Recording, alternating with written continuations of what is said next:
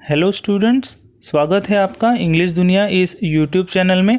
आज हम पर्सोनिफिकेशन यह फिगर ऑफ स्पीच पढ़ने जा रहे हैं। तो पहले मीनिंग देख लेते हैं। In this figure of speech inanimate objects और animals are given human qualities की यह एक ऐसा फिगर ऑफ स्पीच है जहाँ पर कोई वस्तु है, चीज़ है या तो कोई एनिमल है, जानवर है, इन्हें ह्यूमन क्वालिटी दी जाती है। जैसे कि वो मनुष्य का इमोशन उनमें है, उनको भी भावनाएं हैं, ऐसा दर्शाया जाता है। हिंदी में देखते हैं, जब कोई निर्जीव वस्तु में कोई मनुष्य का गुण है ऐसा दर्शाया जाता है तब वह पर्सोनिफिकेशन कहलाता है। यानी कि कोई अचेतन वस्तु या चीज़ में चेतना होने की चेष्टा की जाती है। सेंटेंसेस में देखते हैं तो आपको आसानी से समझ में आएगा। The red hibiscus flower looked at me, कि कोई लाल रंग का हिबिस्कस फ्लावर उसने मेरी तरफ देखा। तो कोई फ्लावर तो देखने जैसा कोई उसमें इमोशन होता नहीं है, वो क्रिया वो नहीं कर सकता। तो यहाँ पे वह ह्यूमन क्वालिटी फ्लावर को दी है। The angry clouds roared and burst into a thunderstorm. Clouds कभी एंग्री हो सकते हैं क्या? नहीं हो सकते। तो उनको एक ह्यूमन इमोशन दिया है एंगर का, तो वो पर्सोनिफाइड किया है। The moon सैंग a song for the child. तो यहाँ पे चांद ने चाइल्ड के लिए, बच्चे के लिए गाना गाया। तो गाना गा सकता है क्या? चांद नहीं गा सकता। मगर पोएट का एक इमेजिनेशन है, कल्पना है कि उस दिन उसने देखा होगा कि कैसे आकाश में चांद है और वो बच्चे के लिए मानो के लोरी गा रहा है। तो ये इमेजिनेशन है और पर्सोनिफाइड किया है। गाने का जो एक एक्ट है वो पर्सोनिफाइड किया है। The crops danced in the field when the wind flu through them, कि खेत में जो क्रॉप्स होते हैं तो वो क्रॉप्स ने मानो के डांस किया, नृत्य किया जब हवा का एक झोंका बहा वहाँ से।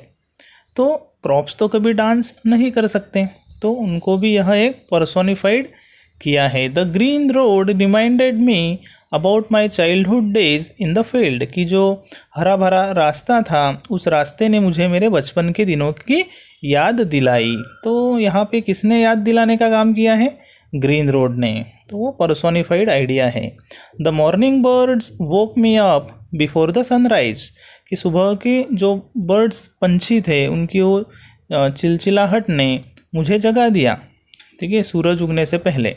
तो जो बर्ड्स थे उन्होंने तो वो काम नहीं किया, मगर उनके आवाज़ से ऑथर, पोएट वो उठ गए। तो वो पर्सोनिफाइड आइडिया है। The sunset tells us that the day is tired, जो दिन है वो कभी थका हुआ नहीं रह सकता, ये ह्यूमन क्वालिटी है। तो ये पर्सोनिफाइड आइडिया है। उसके बाद सनसेट टेल्स अस, सनसेट ऐसा कोई बात बता नहीं सकता। तो यहाँ पे दो जगह पर पर्सोनिफिकेशन यूज़ हुआ है। और कुछ एग्जांपल्स से हम समझते हैं। The heavy rain woke me up from deep sleep, कि बहुत बारिश हुई और उस बारिश ने मैं गहरी नींद में था और मुझे जगा दिया। Again heavy rain is personified. The storm attacked on the town with rage, कि जो एक तूफान था उसने उस शहर पर मानो के हमला कर दिया। तो ऐसा काम तो स्टॉर्म करेगा नहीं, ठीक है, वो एक एब्स्ट्रैक्ट बीइंग है। तो एब्स्ट्रैक्ट बीइंग को भी कुछ ह्यूमन क्वालिटी दी जाती है पर्सोनिफिकेशन में। Her tears narrated the whole story of her grief, कि उसके आंसुओं ने ही उसका सारा दुख दर्द मेरे सामने कथन कर दिया। तो उसके आंसू को पर्सोनिफाइड किया है, कि उसके आंसू माने कुछ बता रहे हैं। द फायर रैन वाइल्ड, कि जो आग लगी थी वो एकदम से उसने उग्र रूप धारण कर लिया।